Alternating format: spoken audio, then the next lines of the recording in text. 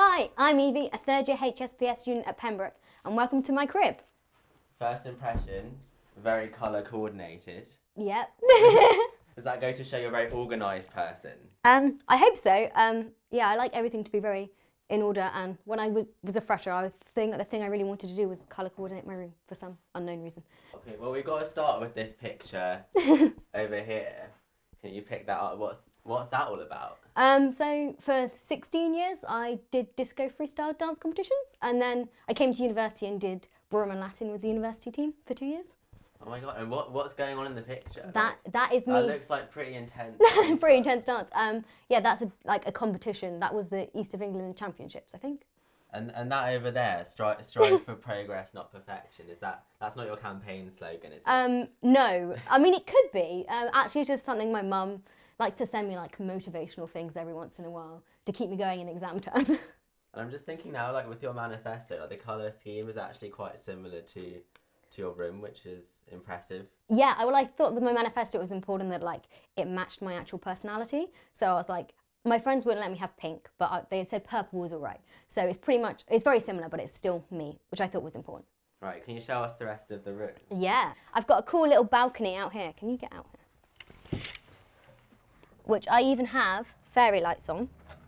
Can you see this? Don't know how that works. Can't work the fairy lights. Yeah. I love Hamilton. It's so really good, rate you isn't for having it? that there. Yeah, no, I saw it like a month ago. I got tickets for my friend for her birthday, and it's amazing. It's one of the best shows. I'm not gonna throw away my shot. I don't know what the actual song's called. You know that one? Yes. Yeah, You're not gonna sing it for us. No. I can dance, but I can't sing. You're welcome to dance. I'm good, actually. Cool. Well, thank you very much for showing us your room. We'll get down to the proper questions now. Okie dokie. So you've just shown us around your room. Time for the hard-hitting stuff. You say in your manifesto that you hope to run drop-in sessions, a bit like welfare, but presumably sort of with a broader remit, at every college, every term, is that right? Yeah. See, we asked Daisy whether she would do something similar in our interview with her, and she said that it would be practically impossible to visit, every college as often as that. I mean, do you think you can really make it work? Well, I think with the number of SABs, it's perfectly possible. You don't have to have every SAB at every college. So actually then it's only a couple of times, like you're only doing a couple of colleges each term. So I think it's perfectly feasible, and I think it's a really important way to re-engage people, because the moment you're inside their college, they feel like you're speaking to them. So even turning up to open meetings or feminist societies would be a really good way to engage people. Right, so this wouldn't just be you doing all the drop-ins. No, not just me. The other people can do it too. I'm not doing all the work. And then another point on your manifesto is about expanding the bursary scheme in Cambridge so that financial support isn't dominated or dependent on how wealthy your college is. CUSU notoriously isn't the most financially sound institution. No. So how are you planning to fund this? As in, well, this wouldn't be CUSU funded. This would be pressure on the university because basically there was discussions recently by the senior tutors about changing the bursary system and allowing richer colleges to basically give more and like separate, because basically there's a set amount at the moment that's like university wide, and they were going to do more collegiate based, which basically means that if you're at a poorer college, not only are you paying higher rents, but you're also then getting lower bursaries. So it's a really big disadvantage to certain students. So if nothing changes to the Cambridge bursary scheme while you're president, would that be a failure, or would you say, you know what, I've done my campaign, I've tried hard, forget the fact I earn a salary? Well, so at the moment there is quite a good centralised system. Actually, if it didn't change, that would be good, because they're trying to change it. And obviously you can't say like, I will definitely succeed at everything, but if you like, and I don't want to say, like, if you try it's good enough, because it's not. But also there are limits to what you can do, but as long as you do really push for it and really work at it, I think it's all right. You, as pretty much every candidate in the history of CUSU, has written that you will listen to and engage with the wider student community. Yeah. But you don't go into detail on how you'll do that. So that's basically like the first section of my manifesto, is the idea that CUSU really needs to reconnect with the JCRs and students, and the way to do that is to have JCRs like directly interacting with CUSU much more. So like the green officers should all meet up and directed by CUSU, so that they're sharing ideas. So the JCRs are very much then reconnected to CUSU, because as women's officer, like I never really saw CUSU. And then also like going into colleges is a way to people will feel like you're actually engaging them and like you're actually trying to see them. Right, and there's nothing in your manifesto on the CUSU Council. I know that does seem quite irrelevant to a lot of people, but with the strikes, for example, we've had an example of the sort of democratic deficit there. Yeah. There isn't much evidence that all the students are in favour of effectively going on strike ourselves.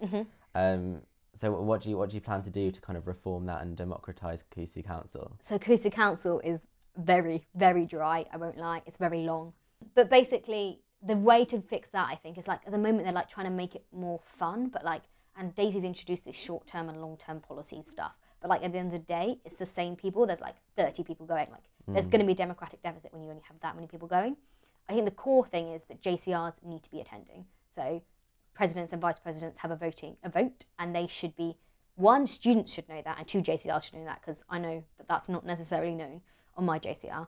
But they should be attending every time, and then they should be feeding that back to students. So you're going to enforce that, or I really think it's important, because that's the only way. Because otherwise, JCRs, one, don't go, or they do go, and they're just voting on their own personal opinion, which is like an echo chamber of like, oh yeah, this sounds all right, whatever, I'll do that. So I think it's really important that actually, especially because the minutes are produced beforehand, that students are made really aware of those minutes, and they can be accountable. They can contact their JCR presidents and be like, this is my view on this. Yeah, and what do you think about the position on the strike? Have CUSU adopted the right approach? I wouldn't say they have. I think they have, in the sense that most students have solidarity with strikers. They understand why workers are striking, even though they're really angry about it. Like personally, I'm very angry about the fact I'm missing like seminars, lectures, all of this kind of stuff in my final year. Like that's really important and really worrying for me. But I think CUSU have done a good job at directing that at the university, like telling people to email their like director of studies, email the vice chancellor, that kind of stuff. I think that's great. But what CUSU's missed out is all the welfare side of it, and it's like it's come through now as like a last minute thought. But like a lot of students are very distressed, and they're very worried about like what they're going to do, how it's going to affect their academics. And at the end of the day, CUSU is a students' union, and it should be protecting students, and it should be looking after the welfare of students.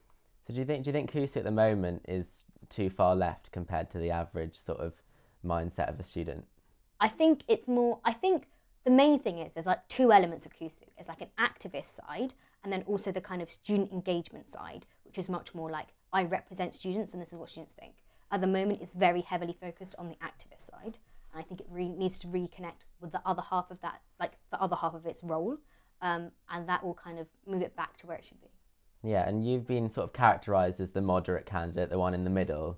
Are you happy with that characterisation? I think regardless of my own like personal political beliefs, like that's a reasonable stance to take. I think students in Cambridge are generally fairly left-wing, and I personally am fairly left-wing. But I think at the end of the day, like the president shouldn't be a really political role. It shouldn't be really left-wing, really right-wing. It should be about representing students. If students at the time are left-wing, it should be more left-wing. If students at the time are more right-wing, it's about representing their views rather than your own view.